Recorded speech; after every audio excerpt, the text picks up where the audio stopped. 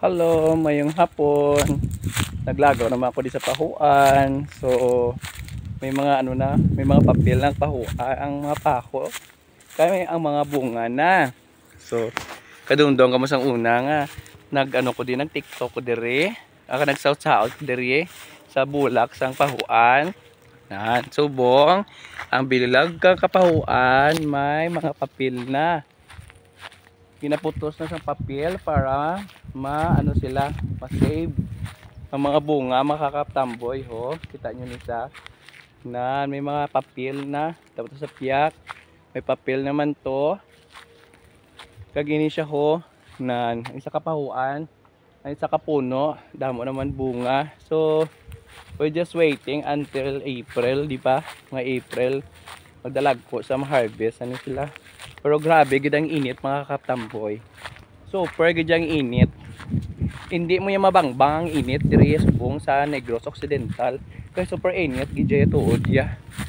Hindi mo mahambal ang init. So pag abot sang alas 12, handa ka na kakainit-init na gid subong. Until now ha, 3 o'clock, init pa gid. So ta naman yun.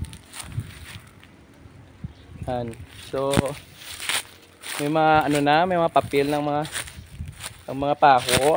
So madlagko na sila mga katamboy. So ulat naman kita para mag-harvest ina kung magdagko na. So salamat gyud sa pagtan-aw sa akon nga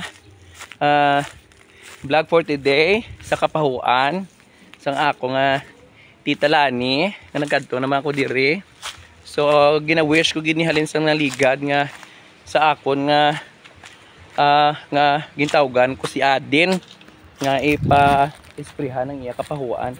So ari na damo na mga bunga ang iya nga pako kag pag-abot sang iya nga harvest time harvest gisang kadamo-damo nga bunga sang paho. So guys, diri na lang asta kag ari nang akon nga mga